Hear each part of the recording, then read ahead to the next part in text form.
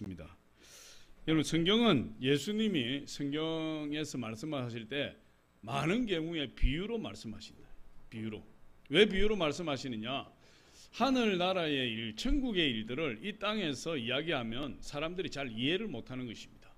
그래서 비유로 말씀하시는데, 그 비유는 대부분 이 땅의 사람들이 생활 가운데 겪는 일들을 통해서 하늘나라의 일을 이야기하시는 거예요.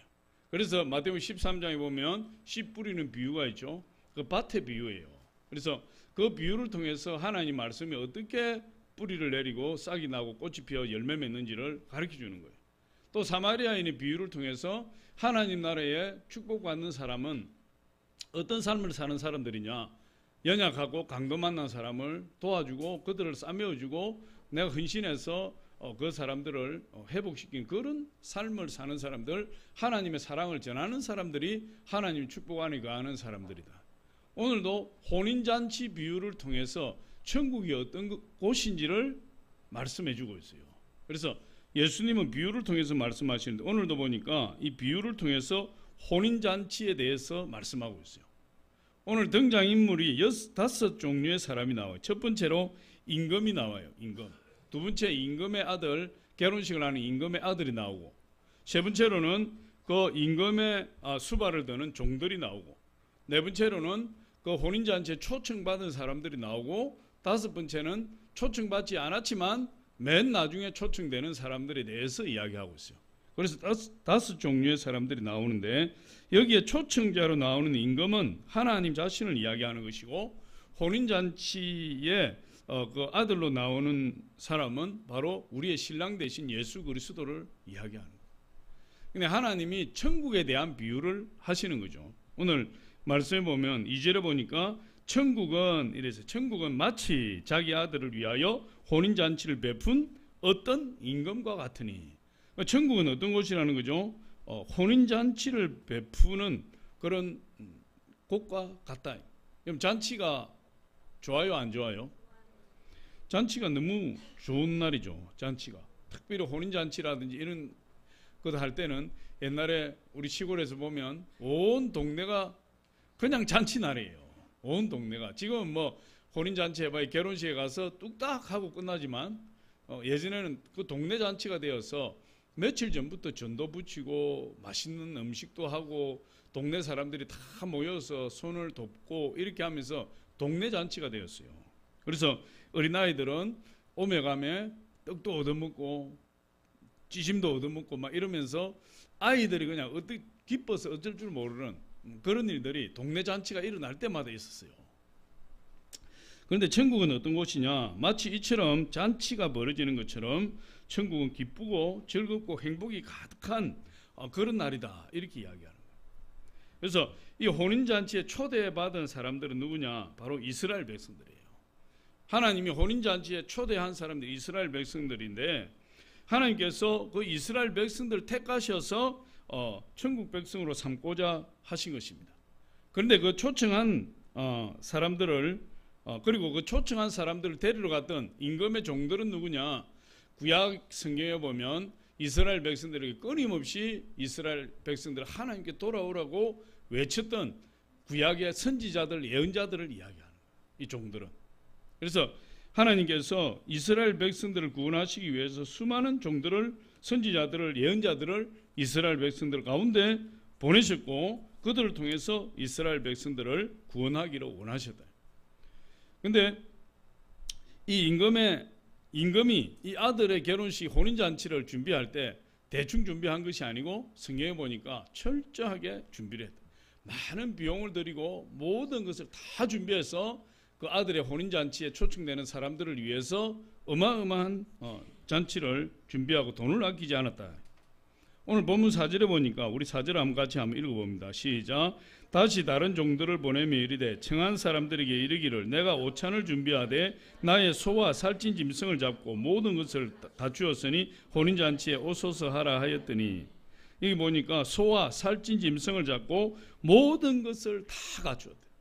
그러니까 임금이 많은 돈을 들이고 온갖 노력을 다해서 초청되어 온 사람들을 위해서 모든 것을 다 준비한 거예요. 그렇게 다 갖추어 놓고 초청을 했는데 오늘 성경에 보니까 그 초청받은 사람들이 다 거절했다 그랬어요. 그들이 왜 거절했는가? 거기에 대해서 우리가 몇 가지 알아보려고 하는 겁니다. 첫 번째로 임금의 초청을 대수롭게 생각하지 않았기 때문에 초청을 거절했다. 임금의 초청을 대수롭지 않게 생각한 거예요. 그러니까 오늘 보니까 5절로 6절에 보니까 이 초청받은 사람들이 초청을 거절한 이유를 설명하고 있어요. 우리 5절 6절 한번 같이 한번 읽어보겠습니다. 시작. 그들이 돌아보지 않고 한 사람은 자기 밭으로 한 사람은 자기 사업으로 가고 그 남은 자들이 종들을 잡아 모욕하고 죽이니. 5절 한번 보여주세요. 그들이 돌아보지도 않고 초청장을 가지고 초청하러 온 그 임금의 종들을 쳐다보지도 않았다. 쳐다보지도. 그런데 앞에서 말씀을 안 드렸지만 이 이스라엘의 혼인잔치에는 우리도 마찬가지지만 결혼식을 하기 한 달 전에라도 초청장을 주죠. 청첩장을 주고 언제 결혼식 하니까 그날 꼭 참석해 주십시오. 이렇게 이야기를 하는 겁니다. 이스라엘은 그렇게 하는데도 조금 다른 것은 초청장을 미리 초청 그 날짜를 미리 가르쳐주고 그날 참석할 수 있는지 여부를 종들이 듣고 주인한테 이야기해 주는 겁니다. 그러니까 초청에 수락하겠다. 내가 그날 결혼식에 가겠습니다. 하고 약속한 사람은 종들을 다시 보내는 그 사람들에게. 이분은 오기로 해서 종들을 다시 보내서 당일날 그분을 모시고 혼인잔치에 참석하게 하는데 그 두 번째 이제 그날 당일이 되어서 초청장을 가지고 그분들을 모시러 갔더니 그들이 다 돌아보지도 않고 그러니까 한 달 전에 예를 들어 약조를 했다면 그건 다 잊어버리고 무시하고 돌아보지도 않고 그 종들을 쳐다보지도 않고 한 사람은 밭으로 일하러 가버리고 또 한 사람은 사업차 떠나버렸다. 그렇게 이야기하는 거예요. 근데 그들이 그렇게 하는 이유가 뭐죠? 임금의 초청을 무시하는 거죠. 초청을 무시하지 않으면 그렇게 할 수 없죠. 그러니까 초청을 대수롭지 않게 생각하는 겁니다. 그 초청이 귀하다고 생각하면 그렇게 무시하고 대수롭지 않게 생각할 수 없는 거예요. 그러니까 그 초청이 별 볼 일 없다. 대수롭지 않다. 그러니까 중요하게 여기지 않고 귀하게 여기지 않고 그러니까 자기가 더 귀하게 여기는 농사 짓는 것이 더 귀한 것이니까 농사 지으러 가는 것이고 사업하는 것이 더 귀하다고 생각하니까 사업하러 가는 거예요. 사람은 어디에 관심을 두느냐에 따라서 행동하게 되어 있죠. 내가 더 귀하게 여기는 것 그곳에 마음이 가게 되어 있고 내가 더 가치를 두는 곳에 내 마음이 가게 되어 있어요. 그러니까 임금의 초청보다도 지금 사업하는 것이 더 그 사람의 마음을 사로잡고 있고 가치 있다고 생각하니까 그쪽을 갈 수밖에 없는 거죠. 그런데 이 현실적인 문제예요. 농사를 짓는 것이 잘못됐다는 게 아니죠. 사업을 하는 것이 잘못됐다는 게 아니에요. 농사를 짓는데 얼마나 품이 많이 가고 손이 많이 가는지 몰라요. 때가 있어요. 농사도. 그래서 씨를 뿌릴 때가 있고 또 김을 멜 때가 있고 물을 댈 때가 있으면 또 물을 빼어줘야 될 때도 있고 또 병충해를 잡아줘야 될 때도 있고 또 추수할 때가 있어요. 그 때를 놓치면 안 되는 거 농사는 때를 놓치면 안 돼요. 그래서 그 때를 따라 농부가 농사를 짓는 것은 지극히 당연한 것이에요. 사업하는 사람도 마찬가지죠. 열심히 해야 되고 또 사람들을 만나야 되고 또 사업에 대한 비전과 구상을 해야 되고 그런 일들을 열심히 하는 것은 잘못된 것이 아니에요. 하나님의 자녀들은 당연히 그렇게 열심히 해야 되죠. 그런데 문제는 뭐죠?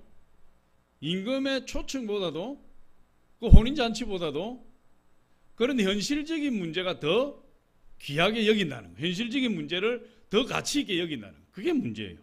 그래서 우리가 교회 와서 예배 드려야 하는 것을 알지만 교회 와서 주일날 예배 드리고 기도해야 되는 건 알지만 인간관계 때문에 사업 때문에 또 여러 가지 더 중요한 일이라 생각하는 일들 때문에 교회 나오지 못하고 하나님과 교제하지 못하고 하나님 혼인잔치에 들어가지 못하는 거예요. 하는 거기에 대해서 말씀하시는 거죠. 그러니까 이런 사업차 또 농사차 이 초청을 거절한 사람들은 그들 나름대로 가장 합리적이고 또 그럴듯한 거절을 한 것입니다. 그러나 그렇다고 해서 하나님께서 이 사람들의 그 합리적인 선택에 대해서 하나님 칭찬하지 않아요. 근데 하나님께서 무엇을 말씀하시냐면 이 사람들이 현실적인 문제에 지금 모든 신경을 다 쓰고 있지만 그들이 현실적인 문제에 신경을 쓰면 쓸수록 영적인 문제에 대해서 깨닫지 못한다. 지금 영적인 문제.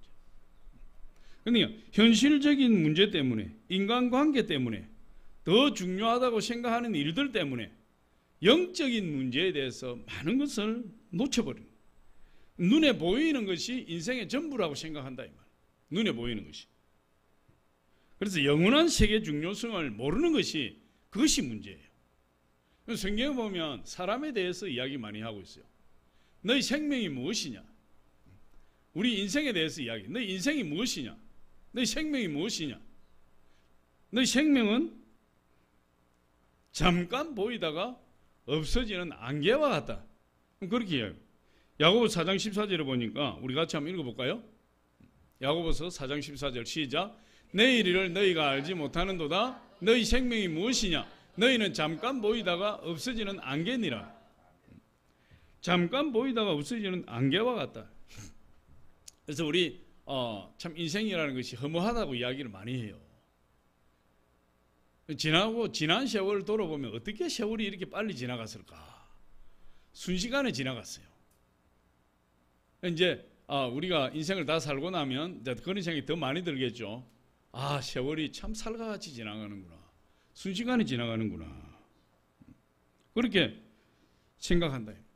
그런데 이 인생이라는 것이 인생에 오륜하고 있지만 사실 이 인생이라는 것이 잠깐 있다가 사라지는 안개와 같은 것인데 이 세상에 있다가 사라질 것들을 위해서 영원한 가치를 놓쳐버리는 우를 범하는 것을 하나님이 안타까워하시는 거죠.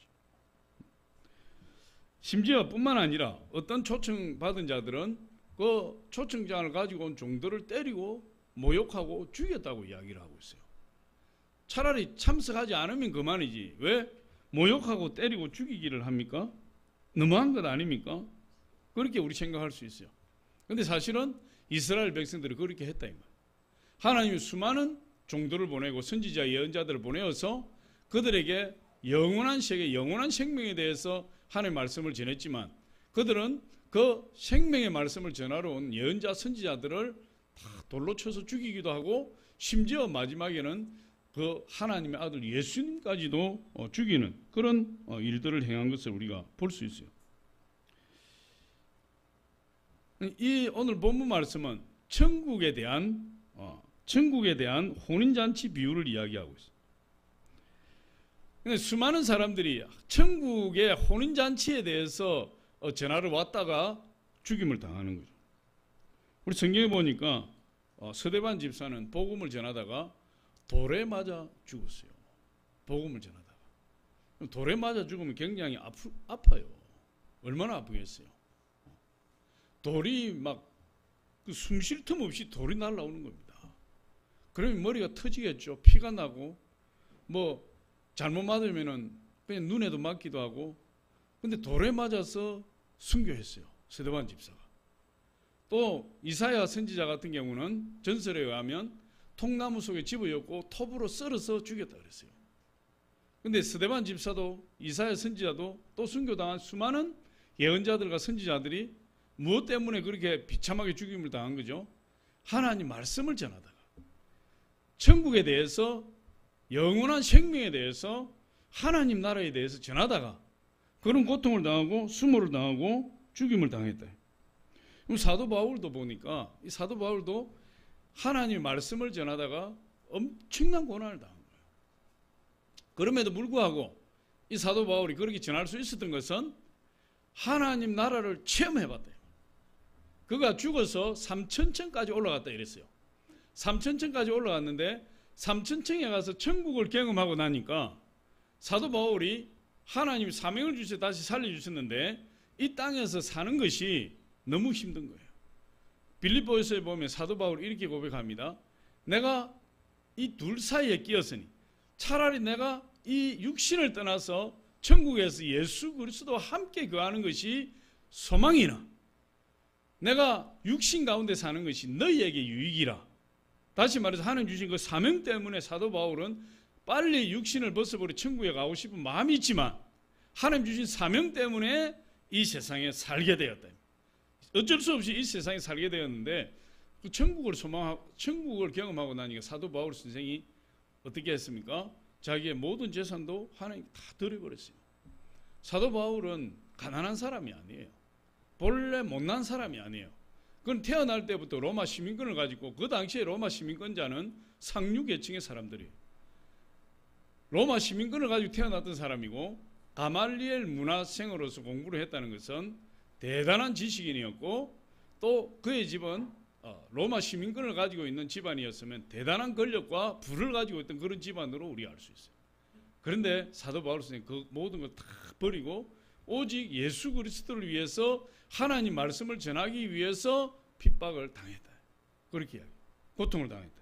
그 내용이 고린도후서 11장 23절로 27절에 기록하고 있는데 우리 같이 한번 읽어보겠습니다. 조금 길지만 시작. 그들이 그리스도의 일꾼이냐 정신없는 말을 하거니와 나는 더욱 그러하도다. 내가 수고를 넘치도록 하고 옥에 갇히기도 더 많이 하고 매도 수없이 맞고 여러 번 죽을 뻔하였으니 유대인들에게 40에 하나 강한 매를 5번 맞았으며 3번 태장으로 맞고 1번 돌로 맞고 3번 파선하고 일주야를 깊은 바다에서 지냈으며 여러 번 여행하면서 강의 위험과 강도의 위험과 동족의 위험과 이방인의 위험과 시내의 위험과 광야의 위험과 바다의 위험과 거짓 형제 중의 위험을 당하고 또 수고하고 애쓰고 여러 번 자지 못하고 줄이며 목마르고 여러 번 굶고 춥고 헐벗었노라. 사도 바울이 이렇게 고통을 당하고 그리고 핍박을 당하고 환난을 당한 것은 그가 가진 것이 없고 권력이 없어서 그런 것이 아니라 하나님이 보내신 그 말씀 때문에 그렇게 했다는 거예요. 할렐루야. 수많은 선지자들과 예언자들을 이스라엘 백성들이 모욕하고 죽이고 핍박한 것입니다. 지금도 마찬가지예요. 지금도 예수를 전하다가 핍박당하고 죽임당하는 사람이 전 세계적으로 보면 수없이 많아요. 우리 한국처럼 이렇게 예수 믿기 좋은 곳이 없어요. 아무리 우리는 예수를 믿어도 누가 뭐라 하지 않아요. 길거리에서 복음을 전해도 누가 우리를 체포해가지 않아요. 2011년 3월 2일 날 이슬람 국가인 파키스탄에서 유일한 기독교 장관이었던 이 사바즈 바티라는 장관이 피살을 당했어요. 파키스탄은 95% 이상이 이슬람 무슬림이라고 이야기하고 있어요. 그곳에서 유일하게 장관이 되었어요. 내각 중에서 유일하게 장관으로 피선되었는데 이분이 암살당하기 전에 미국 LA에서 우리 한인교회에서 간증을 한 적이 있어요. 간증을 했는데 그가 이렇게 간증을 했습니다. 제가 하고 있는 일 가운데 하나가 파키스탄 신성 모독죄를 폐지하는 운동입니다. 이 안을 상정했을 때 무슬림들은 분노했고 이슬람 극우파들은 그리스도를 주라 고백하는 자들을 모두 죽이겠다고 선전포고까지 했습니다. 이 바티스 장관이 뭘 했냐면 신성 모독죄를 폐지하는 발의를 한 겁니다. 국회에서. 이슬람 알라 신을 믿잖아요. 알라를 믿는데 알라를 믿지 않으면 다 죽이는 겁니다. 그리고 알라에 대해서 조금이라도 모욕적인 말을 하면은 법에 저촉이 되어서 투옥이 되든지 사형을 당하는 거예요. 그 법을 폐지하는 발의를 했다. 바티스 장관이. 이분은 하나님 믿는 사람이니까. 그런데 그 발의를 하고 나서 거구 이슬람주의자들에 의해서 살해 위협을 수없이 당한 겁니다. 그럼에도 불구하고 이분이 한 걸음도 뒤로 물러서지 아니하고 자기는 자기를 위해서 예수 그리스도께서 죽으셨으니 예수를 위해서 죽는 것이 두렵지 않다고 했어요. 그걸 그가 생전에 그렇게 고백을 했는데 이렇게 이야기합니다. 예수 그리스도께서 나를 위해 생명을 내어주셨다고 고백하였기에 두렵지 않습니다. 오직 주를 위해 살고 주를 위해 죽고 싶습니다. 그리고 위협에 굴하지 않고 계속해서 기독교인으로서 자기의 정체성을 지키고 나갔어요. 결국 이분이 어느 날 사무실로 출근하다가 복면을 한 개인들 10명에 의해서 수십 발의 총탄을 맞고 그 자리에서 순교했어요. 죽었죠. 이분이 살아생전에 이런 이야기를 했습니다. 이슬람 국가인 파키스탄에서 최초의 그리스도인 장관이 되는 은혜를 누리게 된 것은 하나님의 특별한 계획하심과 핍박받는 파키스탄의 기독교인들 그리고 형제들의 기도 때문이었습니다. 하나님이 나를 장관으로 세우신 것이 그리스도 예수의 복음을 전할 수 있도록 하는 목적이라고 믿습니다. 이분이 장관이 되었지만 자기 일신의 영달을 위해서 사는 것이 아니라 자기가 그 무슬림 국가에서 기독교 장관으로서 기독교인으로서 장관이 된 것은 전적으로 하나님의 은혜요. 어떻게 해서 자기가 기독교인 장관이 될 수 있었느냐 하는 것은 하나님이 자기를 통해서 복음을 전하시는 목적으로 자기를 장관으로 세우셨다. 그렇게 이야기해요. 이번에 오바마 대통령이 주최하는 기도회에 참석하고 나서 우리 한국 기독교에 기도를 부탁을 한 적이 있어요. 거기에 보면 이렇게 이야기합니다. 저는 미국 대통령이 나라를 다스리는데 실수하지 않도록 하기 위해서 제가 기도했습니다. 기도의 힘은 나라의 운명도 바꿀 수 있기에 여러분 한 사람 한 사람이 하루에 1분씩만 저와 우리 파키스탄을 위해 기도해 주신다면 이보다 더한 기쁨이 없으며 파키스탄 형제 자매들이 용기를 얻어 예수 그리스도를 더 굳건하게 붙들 수 있을 것입니다. 저와 우리 파키스탄을 위해서 하루에 1분만이라도 기도를 해 주시기 바랍니다. 그렇게 생전에 부탁도 했어요. 이분이 장례식이 끝나고 나서 헬리콥터로 그의 시신을 그의 마을이었던 퀴시푸르로 옮겨졌는데 1,500여 명의 주민들이 다 그 집으로 모여서 간을 맞이하고 그 장관의 집 앞에서 통곡하면서 하나님께 기도했다 그래요. 우리가 예수 그리스도의 초청을 등한시하는 것은 그것을 소중하게 여기지 않기 때문에 그래요. 그러나 우리가 예수 그리스도 하나님 아버지의 초청을 귀하게 여긴다는 것은 영원한 영적인 생명을 얻은 사람의 증거라는 것입니다. 할렐루야. 두 번째로 보니까 왜 이 초청을 거절하게 되었느냐. 초청을 거절한 이유가 나왔지만 이 초청을 거절한 사람들은 어떻게 되느냐 보니까 임금은 이 초청을 거부한 자들을 거부한다 이랬어요. 초청받은 사람들이 그 초청을 거부하게 되었는데 나중에는 임금이 그 사람들을 거부한다 이렇게 이야기하고 있어요. 영적으로 볼 때 이 혼인잔치의 주인공은 하나님의 아들 예수 그리스도도 아니에요. 예수 그리스도가 아니에요.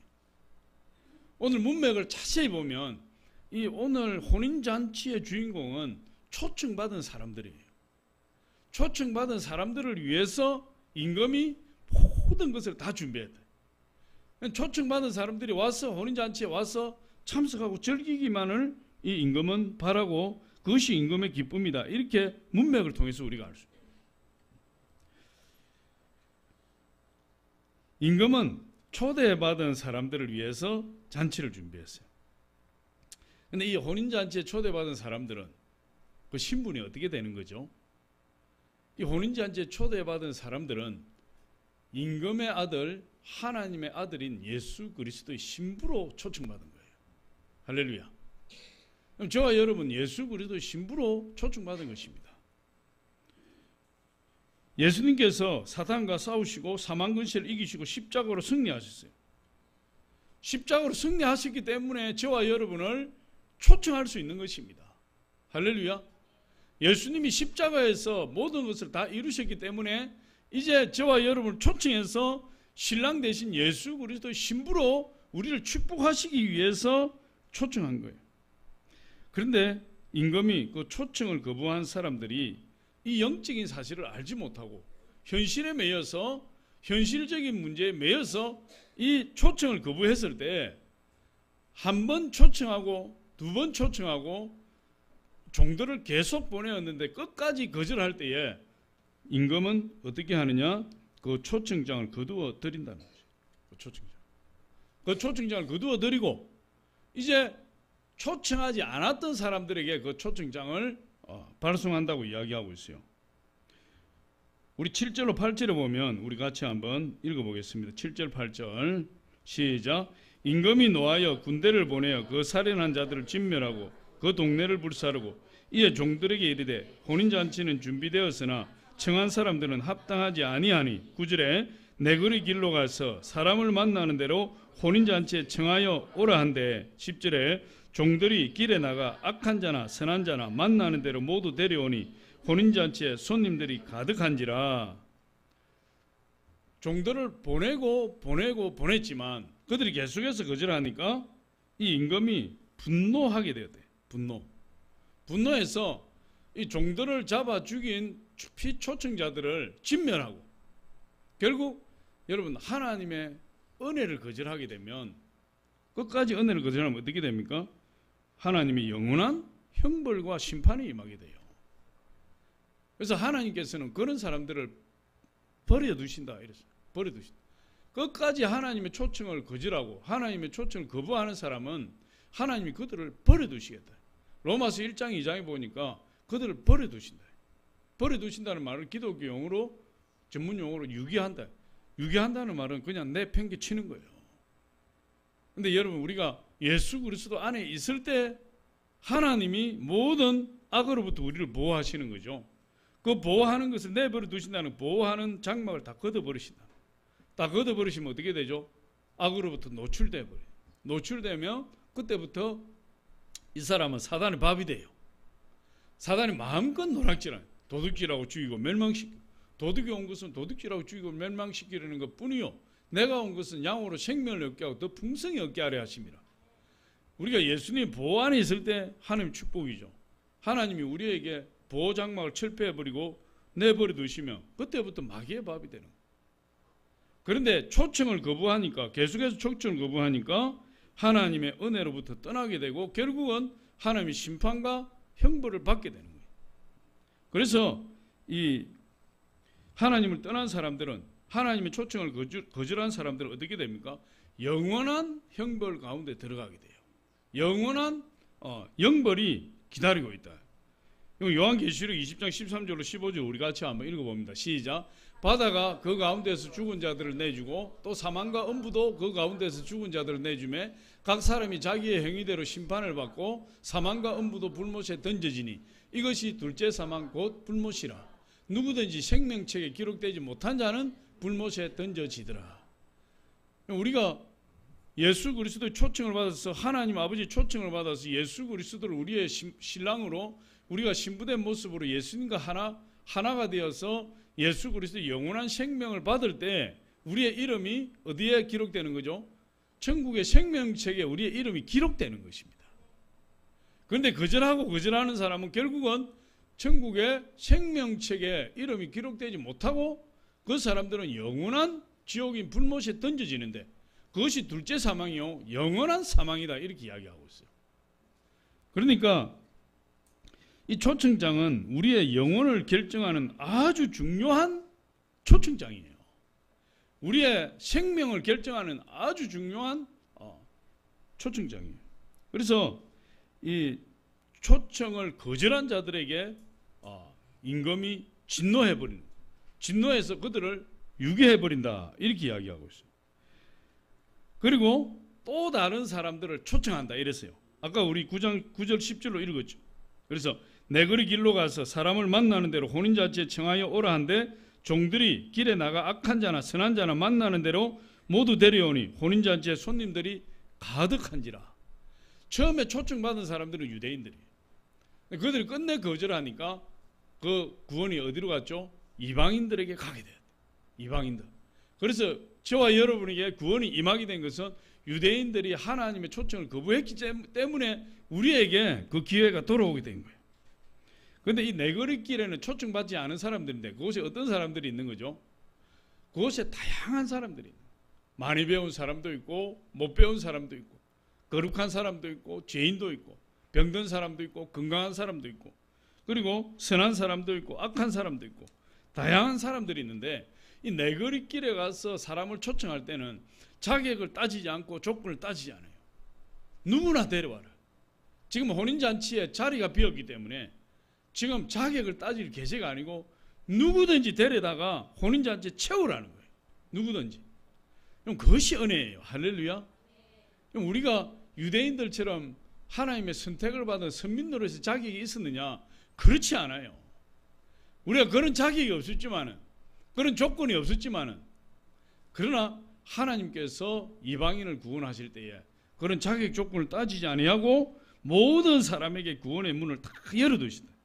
그래서 유대인에게만 있다고 생각했던 그 구원이 이제 이방인들에게도, 죄인들에게도, 거룩하지 못한 사람들에게도, 모든 사람들에게 구원의 문이 열려서 그 초청에 응하기만 하면 하나님의 자녀로서 영원한 생명의 축복을 받게 돼요.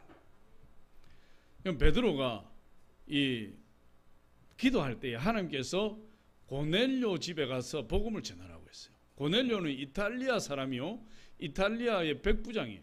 이방인이에요. 베드로가 고넬료 집에 갔더니 고넬료가 일가 친척들을 다 모아놓고 친구들을 불러서 그 큰 집에 사람들로 가득 채워놓고 기도하고 있는 거예요. 베드로의 설교를 들으려고. 그래서 베드로가 그곳에 가서 설교를 했더니 하나님의 성령이 그들에게 임하고 그들이 다 성령을 받고 구원을 받았다. 그럼 베드로가 고백한, 하나님의 구원이 이방인들에게도 임하였구나. 그러면서 베드로가 이방인 선교에 나가게 된 것입니다.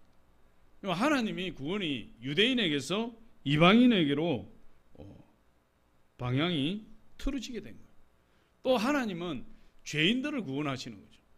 그 전에는 죄인들은 하나님 앞에 설 수가 없는 존재였는데 하나님께서 유대인들이 초청을 거부하는 바람에 죄인들을 구원하기 시작하실 때 예수님이 세리마태를 부르셨는데, 세간에 앉아있는 세리마태를 부르셨는데 그 세리라는 것은 여러분 세관원이에요. 로마 지배하에서 세금을 로마 정부에서 책정한 것보다 훨씬 많이 걷어서 로마 정부에 책정한 세금만 내고 나머지는 자기 입마이 포켓하는 거예요. 그래서 창기들보다도 더 큰 죄인으로 생각했던 사람들이 세리들이에요.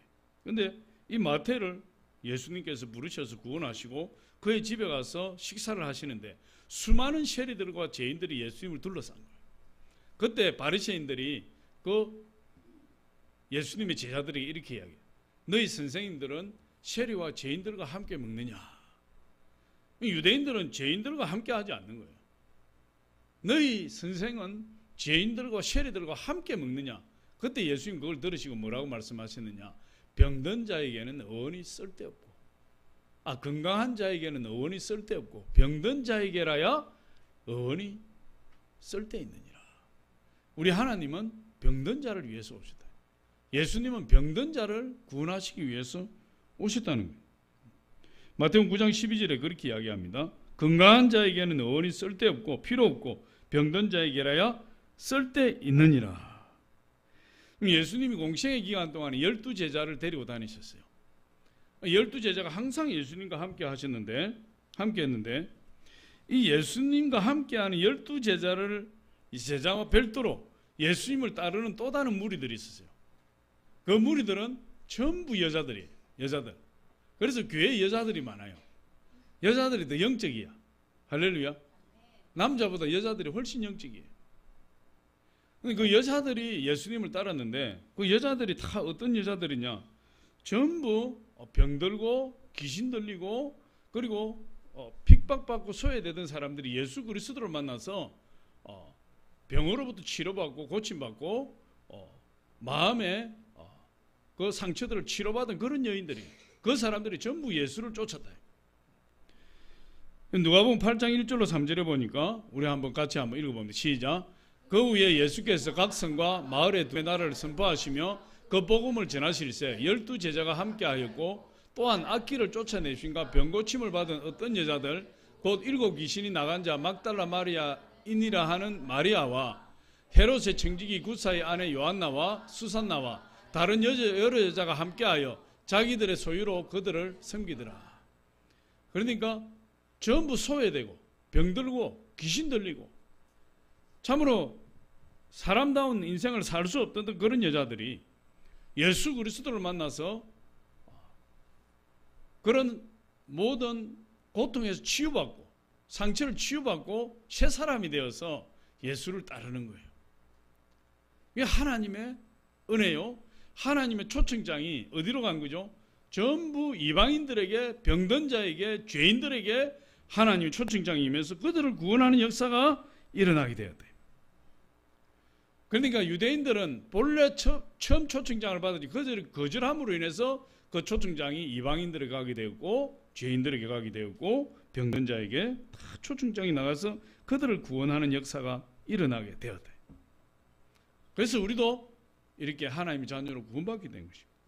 마지막 세 번째로 보니까 이 임금의 초청을 받은 사람들은 혼인잔치에 합당한 예복을 입어야 된다. 임금의 초청을 받은 사람들은 혼인잔치에 합당한 예복을 입어야 된다. 11절로 13절 우리 같이 한번 읽어보면 같이 한번 읽어보겠습니다. 시작. 임금이 손님들을 보러 들어올 새 거기서 예복을 입지 않은 한 사람을 보고 이르되 친구야 어찌하여 예복을 입지 않고 여기 들어왔느냐 하니 그가 아무 말도 못하거늘 임금이 사환들에게 말하되 그 손발을 묶어 바깥 어두운 데 내 던지라 거기서 슬피 울며 이를 갈게 되리라 하니라. 혼인잔치를 할 때 거기에 알맞은 예복을 입어야 돼요. 할렐루야. 우리는 예수 그리스도 신랑 대신 예수 그리스도의 신부로 지금 혼인잔치에 참여한 거죠. 초청받은 사람은 전부 예수 그리스도 신부로 초청받은 거예요. 그러니까 신부는 신부복을 입어야 되는 거예요. 신부복을 입지 않고 무릎이 뚫어진 청바지를 입고 배꼽티를 입고 있으면 그건 안 되는 거예요. 자격이 없는 거죠. 그런데 오늘 보니까 예복을 입지 않는 한 사람이 있었다 그랬어요. 그래서 임금이 물었어요. 친구야 어찌하여 예복을 입지 않고 이 자리에 앉아 있느냐? 그러니까 그 사람이 말을 못했다 그랬어요. 말을 유구무원이거늘 입이 있어도 말을 하지 못했다 이렇게 이야기하고 있습니다. 이 사람은 왜 말을 하지 못했을까? 이 사람은 말을 하지 못했는데 자기가 왜 예복을 입지 않고 여기에 앉아 있는지 잘 모르는 거예요. 그렇지 않겠습니까? 그리고 그 예복이 어디서 오는지를 모르는 거예요. 누구한테 예복을 받아야 되지? 가르쳐주는 사람이 없다. 예복을 어디서 구해야 되는지를 알아야 돼요. 그리고 예복을 입고 들어가야 되는지를 알아야 되고 그 예복이 어떤 역할을 하는지를 알아야 되는데 이 사람은 얼떨결에 그 자리에 앉아 있으니까 예복이 왜 필요한지 그리고 어떻게 예복을 구하는지 왜 입어야 되는지 그런 상태에서 지금 임금의 질문을 받은 거예요. 말을 못하니까 어떻게 합니까? 임금이 뭐라고 이야기합니까? 저를 내쫓으라. 내쫓으라. 제가 어두운데 내쫓겨 이를 갈며 슬피 울게 되리라. 그렇게 이야기를 하고 있어요. 여기서 예복이 무슨 옷이죠? 예수 그리스도의 피로 씻음받은 거룩한 옷이에요. 예수 그리스도의 피로 씻음받은 거룩한 옷. 그것이 바로 예복이에요. 요한계시록 7장 14절 요한일서 1장 7절에 보니까 우리 요한일서 1장 7절 한번 보여주겠습니다. 같이 한번 읽어봅니다. 시작. 그가 빛 가운데 계신 것 같이 우리도 빛 가운데 행하면 우리가 서로 사귐이 있고 그 아들 예수의 피가 우리를 모든 죄에서 깨끗하게 하실 것이고 그 아들 예수의 피가 우리를 모든 죄에서 깨끗하게 한다. 할렐루야. 그러니까 예복이라는 것은 예수의 피로 씻음받은 거룩한 예복이에요. 이건 예수의 피로 씻어야 된다. 어린 양의 피로 그 옷을 씻어 희게 해야 된다. 요한계시록 7장 14절 우리 한번 보여줄 수 있나요? 요한계시록 7장 14절에 보니까 어린 양의 피에 그 옷을 씻어 희게 한 사람만이 천국에 가는 거예요. 그 사람만이 구원을 받는 거예요. 할렐루야. 그러니까 예복을 입어야 그리스도의 신부로서 자격을 얻게 되니까 그리스도의 신부에서 탈락해버리면 안 되는 거예요. 그리스도의 신부로 자격을 얻는 것은 거룩한 예복을 입는 것인데 그 거룩한 예복은 어린 양의 피로 씻음 받아야 돼요. 제 씻음 받은 자를 이야기하는 거죠. 못 찾는데 요한계시록 7장 14절에 그렇게 이야기해요. 그래서 저와 여러분들이 예복을 입어야 그 혼인잔치에서 쫓겨나지 않는다. 우리가 이 예배를 드리는 것이 혼인잔치에 참여한 것과 같은 거예요. 우리 예배를 드리려고 지금 여기에 다 모여 있는 겁니다. 이 교회에서 바로 혼인잔치가 열리는 거죠. 우리가 교회에 온 것은 예배 드리기 위해서 왔다. 아주 잘한 거죠. 다른 일들을 나는 농사하러 간다 하고 팽개치지 않고, 나는 사업차 간다 하고 팽개치지 않고, 나는 인간관계 때문에 간다 하고 팽개치지 않고 그걸 다 뿌리치고 이 예배에 나온 것은 너무나 잘한 거죠. 탁월한 선택이에요. 하나님의 은혜죠. 주님 기뻐하시는 일이고. 그런데 이곳에 참석했다고 해서 다 되는 것이 아니라 거룩한 예복을 입어야 된다. 거룩한 예복을. 예수 그리스도의 십자가 보혈로 씻음받은 그 옷을 입어야 되는 거죠. 그것이 뭐냐? 바로 우리의 죄를 깨끗하게 씻는 거예요. 우리의 죄를. 할렐루야. 그래서 우리 주님 앞에 나올 때마다 우리가 어떻게 해야 되죠? 우리의 죄를 계속 씻어야 돼요. 하나님 이런 죄 저런 죄를 씻어주시고, 예수님의 보혈로 우리의 죄를 씻어주셔서 우리가 깨끗함을 입게 하여 주시고 예복을 입게 하여 주옵소서. 그리스도의 신부로 예복을 준비하게 하여 주시옵소서. 그래서 우리의 죄를 날마다 씻어야 돼요. 근데 여기 와 있어도 여러분 전혀 그런 개념이 없는 분이 있을 수가 있어요. 우리 교회는 그런 분은 없겠지만. 근데 여기 앉아 있어도 마음이 어디에 가 있는 거죠? 콩밭에 가 있대요. 마음이. 집에 숨겨놓은 꿀단지에 가 있는 마음이. 그러면 여기에 있어도 하나님의 은혜가 임하는 것이 아니라 왜 이렇게 예배가 지루하냐? 왜 이렇게 설교가 기냐? 그런 불평만 하고 있을 수가 있어요. 오늘 결론적으로 성경이 이렇게 이야기합니다. 14절에 보니까 청함을 받은 자는 많되 택함을 입은 자는 적으니라. 우리 청함을 받았다 할지라도 택함을 입어야 돼요. 하나님 모든 사람을 다 부르시는 겁니다. 유대인도 부르시고 이방인도 부르시고 죄인도 부르시고 모든 사람 다 불러요. 그런데 그런 청함을 받은 사람은 많지만 정말 그리스도 신부로서 예복을 입은 택함을 입은 사람은 적다는 것이 문제예요. 우리 가운데서도 그런 사람이 있을 수 있지만 우리 가운데 그런 분이 있어서는 안 될 줄 믿습니다. 또 한 가지 이 예복에 대해서는 우리가 예수님의 보혈로 거룩함을 입었으면 이제 거룩함을 입은 사람은 그 예복을 깨끗하게 유지해야 돼. 깨끗하게.